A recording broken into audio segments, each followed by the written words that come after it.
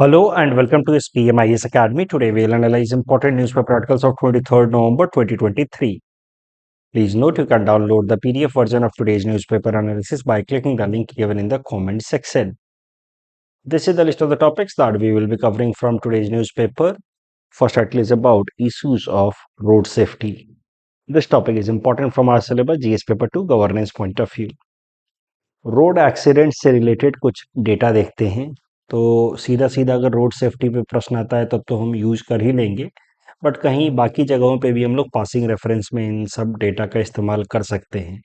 तो road accident से related data कहता है कि हमारे देश के अंदर ऑन एन एवरेज हर साल लगभग 3 लाख डेथ्स होती हैं because of road related accidents. और रोड रिलेटेड एक्सीडेंट्स के कारण हमारी इकोनॉमी को एक कॉस्ट उठाना पड़ता है that is somewhere close to 5% to 7% of our GDP. अब आप बोलेंगे कि सर इकोनॉमिक कॉस्ट कैसे होगा रोड एक्सीडेंट का? तो रोड एक्सीडेंट के इकोनॉमिक कॉस्ट को मेनली दो तरीके से समझिए। जब भी रोड एक्सीडेंट्स होता है तो ट्रांसपोर्टेशन जो है या लॉजिस्टिक्स डिले होता है, उसका इकोनॉमिक कॉस्ट होता है।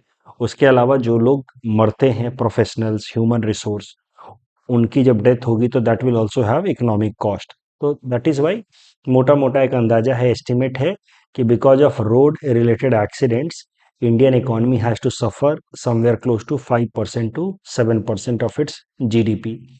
और रोड से रिलेटेड एक्सीडेंट्स में भारत दुनिया में नंबर 1 है, followed by China and US. Road accidents के पीछे सबसे बड़ा जो कारण है वो है ओवर स्पीडिंग। तो over speeding is responsible for more than 55% of the road accidents in India. उसके अलावा डिस्ट्रैक्टेड ड्राइविंग वाइल क्यों होता है? तो मोबाइल फ़ोन इस्तेमाल करना वाइल ड्राइविंग, ईटिंग और ड्रंक ड्राइविंग, पुअर रोड्स के कारण भी रोड एक्सीडेंट्स होते हैं। Non compliance with traffic rule जैसे कि सीट बेल्ट ना पहनना, हेलमेट ना पहनना, overloading of vehicles and all are also factors behind road accident. Road accidents को कम करने के लिए क्या क्या इनिशिएटिव्स लिए गए हैं हमारे देश के अंदर, वो भी जरा देखते हैं। देखिए, भारत सरकार ने अलग अलग इनिशिएटिव्स लिए हैं, खासकर कानून बना करके। तो मोटर व्हीकल अमेंडमेंट एक्ट लाया गया 2019 में। उसके बाद से रोड रिलेटेड ट्रैफिक नॉर्म्स के वायलेशन पे पेनल्टी को काफ़ी गुना बढ़ा दिया गया है। The quantum of fines have been increased multiple times as per this law, motor vehicle amendment act 2019। Carriage by road act 2007 जो है ये pertains to the carriers that are generally seen plying on the roads। लेकिन अक्सर इसका violation होता है। आप देखते हैं एक ट्रक के ऊपर कितना सारा सामान लाद दिया जाता है, नॉर्मली कोई कैरियर्स के ऊपर इतना सारा सामान लाद दिया जाता है, and they move very dangerously on the road. They are one big reason behind road accidents. तो आर सच कैरियर्स जो इस तरीके से डेंजरसली ओवरलोडेड होकर के रोड्स पे चलते हैं, they are basically in violation of this carriage by road act 2007। सरकार ने कानून तो बनाया है, इसका ठीक तरीके से इम्प्लीमेंटेशन करना चाहिए। National highway authority of India act, इसके अंतर्गत national highway authority of India बनाया गया है, जिसका मेन काम है हाईवेज का मेंटेनेंस करना, मैनेजमेंट करना और हाईवे बिल्ड कराना। तो हाईवेज लगातार या रेगुलर तौर पे अगर उनका मेंटेनेंस होगा तो रोड एक्सीडेंट्स कम होंगे, क्योंकि bad roads are also one big reason behind road accidents. तो ये सब कुछ गवर्नमेंट इनिशिएटिव्स हो गए, but there are some private initiatives also.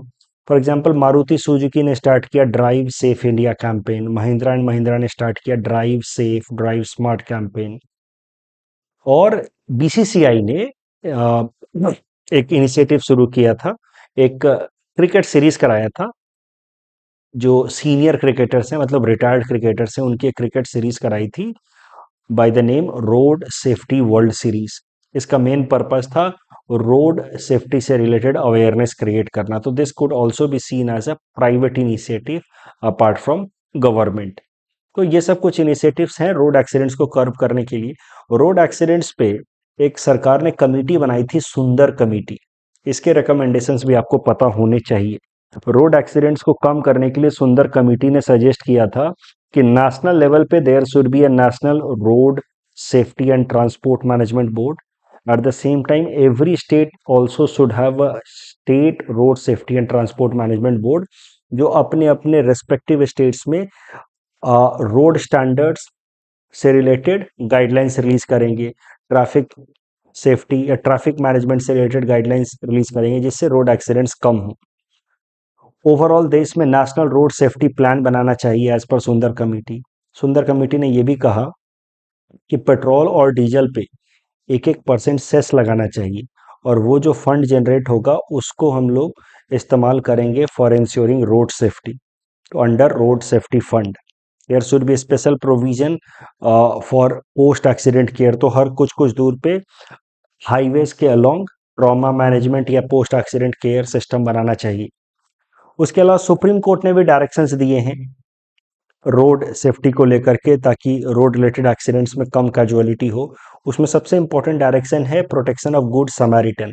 एक और है सुप्रीम कोर्ट का, सुप्रीम कोर्ट के डायरेक्टिव्स के हिसाब से अब रोड हाईवेज के अराउंड शराब के ठेके नहीं हो सकते, वो तो हैं ही, लेकिन एक इंपॉर्टेंट डायरेक्शन सुप्रीम कोर्ट का with respect to road safety is protection of good samaritan. Good samaritan कौन होते हैं? वो लोग जो सड़क पे दूसरों को एक्सीडेंट से अगर हार्म होते हुए पाते हैं, मतलब the victims of road accidents को जो लोग मदद करने की कोशिश करते हैं उनको कहा जाता है गुड समैरिटन्स।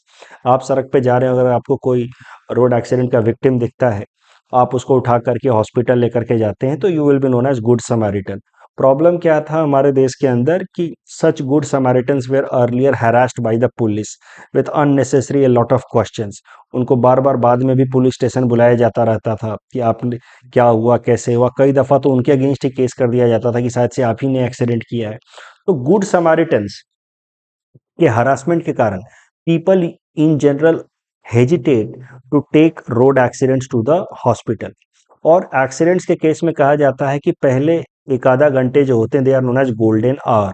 अगर उस दौरान अगर किसी विक्टिम को हॉस्पिटल पहुंचाया जाए तो उसकी जान बचाई जा सकती है। तो गुड सैमरिटन्स का प्रोटेक्शन बहुत इंपॉर्टेंट था और इस कारण से सुप्रीम कोर्ट ने डायरेक्शंस दिया कि there must be protection of good Samaritans. तो now as per the direction of Supreme Court police can not harass good Samaritans. उल्टा उनको रिवार्ड भी मिलता है, स्टेट गवर्नमेंट द्वारा रिकॉग्निशन मिलना चाहिए। There should be protection from any kind of liability, may be criminal और लीगल लाइबिलिटी। ये नहीं कि बार बार उनको कोर्ट वगैरह बुलाइए। तो ये सब कुछ इनिशिएटिव्स हैं रोड एक्सीडेंट्स को कम करने के लिए। अगर इंटरनेशनल लेवल पे देखा जाए तो ब्रसीलिया डिक्लेरेशन ऑन रोड सेफ्टी लाया गया था 2015 में।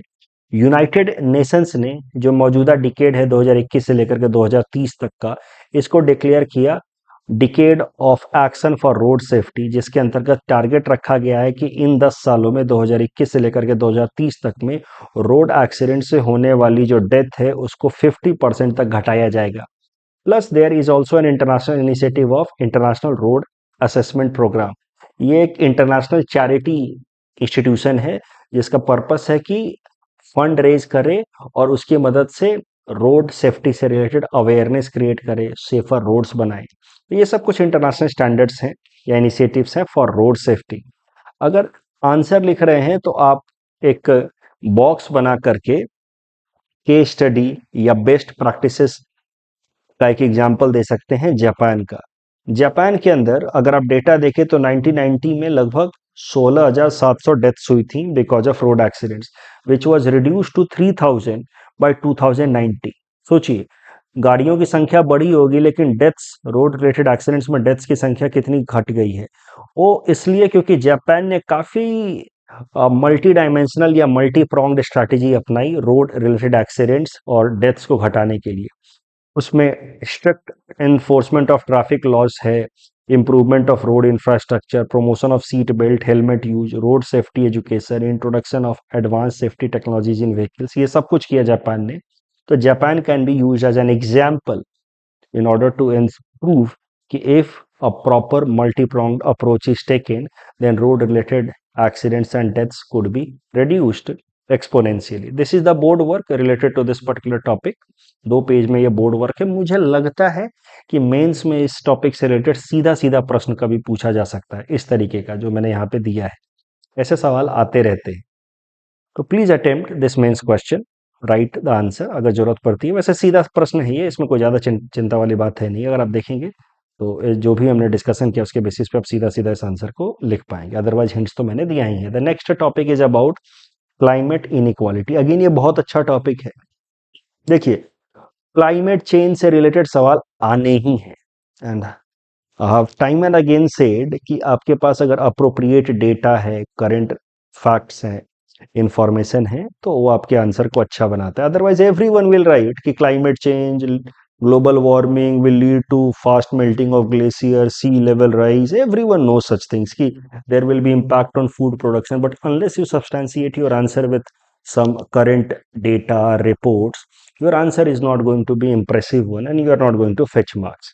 तो climate related information data collect करते रहेंगे। कल ही हमने देखा इमिशन गैप रिपोर्ट, आज देखेंगे क्लाइमेट इनइक्वालिटी से रिलेटेड डेटा बाय ऑक्सफैम। तो ये जो आइडिया है ये इन्वायरमेंट, एसे, पर्सपेक्टिव, एथिक्स, इंटीग्रिटी हर जगह इस्तेमाल हो सकता है। ऑक्सफैम के बारे में आप जानते हैं, ऑक्सफैम एक इंटरनेशनल इंस्टीट्यूशन है जो इनइक्वालिटी से रिलेटेड डेटा पब्लिश करता है, गरीब और अमीर के बीच के अंतर के बेसिस पे अलग अलग इंफॉर्मेशन देता है। ऑक्सफैम ने क्लाइमेट इनइक्वालिटी पे एक रिपोर्ट पब्लिश की है। सबसे पहले समझिए कि क्लाइमेट इनइक्वालिटी होती क्या है। देखिए, क्लाइमेट इनइक्वालिटी का सरल सा मतलब है कि अमीर आदमी क्लाइमेट चेंज या ग्रीन हाउस गैस इमिशन के पीछे ज्यादातर जिम्मेदार होता है, लेकिन ग्रीन हाउस गैस इमिशन और क्लाइमेट चेंज के कारण ज्यादा जीवन में फर्क पड़ता है या इम्पैक्ट पड़ता है गरीबों के। This phenomena is known as climate inequality. Basically, it is disparity in the contribution to greenhouse gases. Most of the contribution to greenhouse gases are coming from rich people. They move in jet, they have a luxurious house having AC and all. So they are responsible behind emission of maximum greenhouse gases and climate change. But the impact of climate change is mostly on the poor people. So there is disparity in contribution, there is disparity in exposure to climate related risk and ability to adapt. अगर climate change होगा भी, global warming होगी भी, then also this rich people are having several infrastructure to protect them, but poor people have to suffer. This phenomena is known as climate inequality. Climate inequality पे Oxfam ने report publish किया है। उस report का नाम है climate equality a planet for the 99%। इस report में इन्होंने कहा है कि जो टॉप रिच 1% लोग हैं, वो जितना ग्रीन हाउस गैस इमिशन करते हैं, that is equal to about green house gas emission coming from bottom 66% people. सोचिए, तो 1% अमीर लोग उतना ग्रीन हाउस गैस इमिशन के पीछे जिम्मेदार हैं जितना मिला करके पूरी ह्यूमैनिटी में 66% गरीब लोग ग्रीन हाउस गैस इमिशन करते हैं। And most of the globe climate change related या heat related deaths belong to, of course, poor people. I don't think rich people die because of heat and all, right? Unless there is some heat stroke, और वो भी अमीरी का कारण ही है। इतना ज़्यादा काउच पोटैटो हो जाते हैं कि थोड़ी सी भी गर्मी के कारण डेथ हो जाए। Otherwise most of the impact of climate change and climate induced heat related death which is somewhere close to 1.3 million, यानी कि 13 लाख लोग सालाना मर रहे हैं because of heat related death, and that is attributed to poor people. ये report क्या कहता है मैंने आपको ऑलरेडी बताया। 1% रिच रेस्पॉन्सिबल फॉर 60, जितना वो ग्रीन हाउस इमिशन कर रहे हैं, ग्रीन हाउस गैस इमिशन, वो 66% पुअर के बराबर है। 1% rich people are responsible for about 16% of the overall global carbon emission. By 2030, emissions are projected to be 22 times, over 22 times the safe limit for staying below 1.5 degree Celsius global warming target as per Paris climate deal.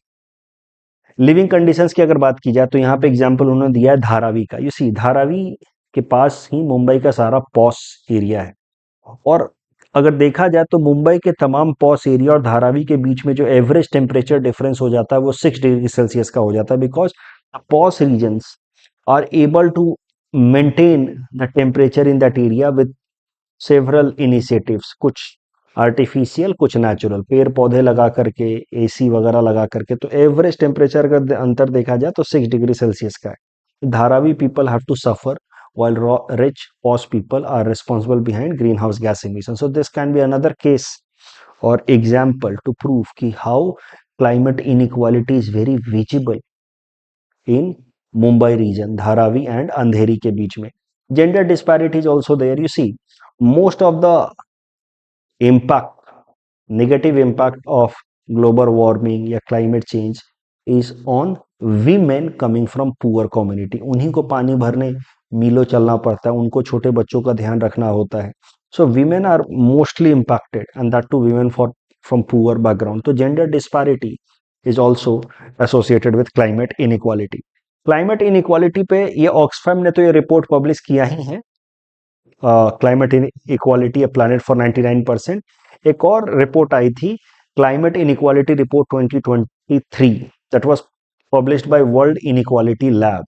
उसने भी ऐसी ही कुछ बात बताई है कि जो rich लोग हैं, for example rich people, you see, ये रिच लोगों का आप देखिए इमिशन कितना ज्यादा वो करते हैं और उनके लॉस कितना है. रिच पीपल का इमिशन ज्यादा है, लॉस कम है, और पुअर पीपल का इमिशन कम है बट लॉस ज्यादा है. तो top 10% people, their emission is very high, loss is very less.